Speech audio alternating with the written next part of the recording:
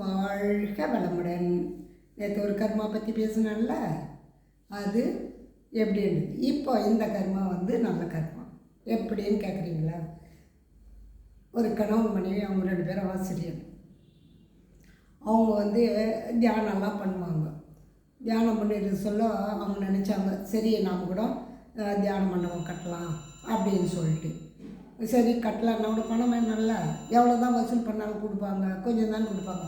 இருந்தாலும் நம்ம இப்போ முயற்சி செஞ்சு நம்மக்கிட்ட இருக்கிற வரையும் செய்வோம் அப்படின்னு சொல்லிட்டு இறங்குறாங்க. அப்போ கணவனும் ஒத்துக்கணும்ல, 2 பேரும் சம்பாதிக்கிறாங்க, இருந்தாலும் அதை கட்டணுன்றது ஒத்துக்கிற ஒரு மனசு வரணும்ல. அப்போ 2 பேருக்கும் அந்த தியானம் மண்டபம் கட்டணுன்னு ஒரு கர்மாவில் இருக்குது. அதை அவங்கள மாற்ற முடியுமா? இவங்க கொஞ்சமாக ஸ்டார்ட் பண்ணாங்க. ஸ்டார்ட் பண்ணும்போது ஒவ்வொருத்தரும் வந்தாங்க, என்னால் முடிஞ்சது இதுங்க, என்னால் முடிஞ்சதுன்னு ஒவ்வொருத்தரும் கொடுத்துருந்தாங்க. கொடுத்துருந்து பத்தாவதுக்கு இவங்க எல்லாத்தையும் நகையெல்லாம் வச்சு கட்டி முடிச்சிட்டாங்க. இப்போ அங்கே ஜனங்க வராங்க. இப்போ அவங்க இதில் எப்படி இது கர்மல்ல புண்ணிய அக்கௌண்ட் இருக்கோ தானே இவங்க சேர்ந்து கட்டிட்டு இப்போ ஜனங்க வந்து அந்த தியானத்தில் வந்து உட்காடுறாங்க. எல்லாரும் அது நல்லா நடக்குதுங்க, எங்களுக்கு இங்கே வந்து போனால் நல்லா சந்தோஷமாக இருக்குது, நாங்கள் நினச்சது நடக்குதுன்றாங்க. அவங்க டெய்லியே 3 மணி நேரம் மெடிடேஷன் பண்ணுவாங்க. கணவராகட்டும் அந்த அம்மாவாகட்டும் 2 பேருமே என்ன பண்ணாங்க, அவங்க போலீஸ்காருக்கெல்லாம் தியானத்தை பற்றி சொல்லுவாங்க. அதில் ஒருத்தர் வந்து கேட்டார், எனக்கு குழந்தை இல்லைங்க அப்படின்னு.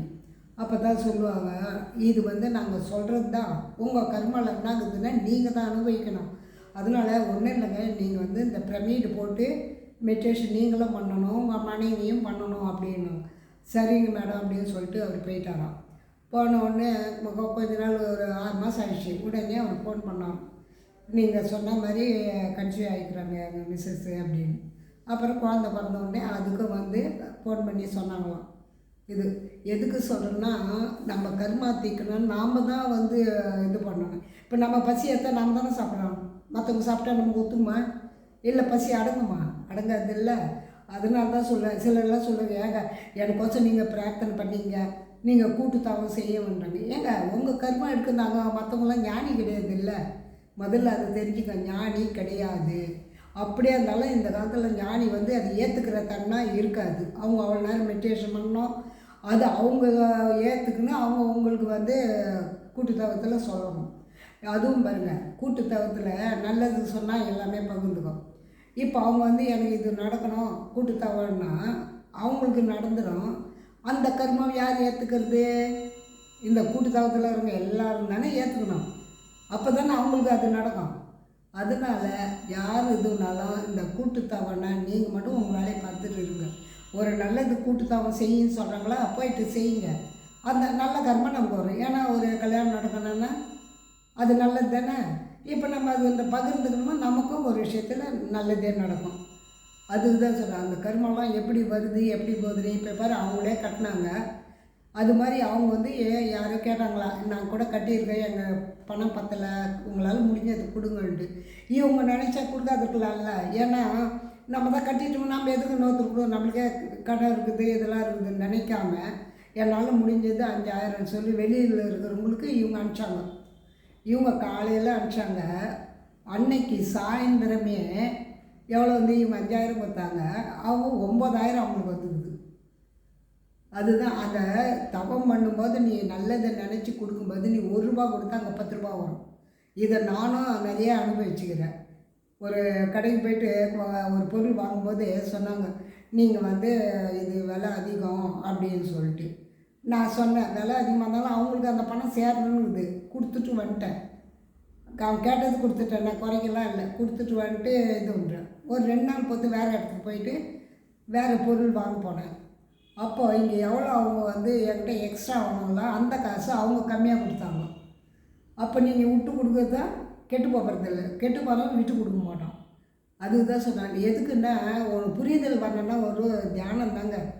நீங்கள் உங்களால் முடிஞ்சு இதில் வந்து யூடியூப் சேனலில் பாருங்கள், பிஎம்சின்னு வரும், அதில் பாருங்கள். நீங்கள் எங்கேயுமே போகாதீங்க, வீட்டில் உட்காந்து உங்களுக்கு எப்பப்போ நேரம் கிடைக்குதோ ஒரு சங்கல்பம் பண்ணிங்க, எனக்கு இது நடக்கணும்னு மட்டும். ஆனால் நடந்து முடிக்கிற வரைக்கும் எதையும் சொல்லாதீங்க.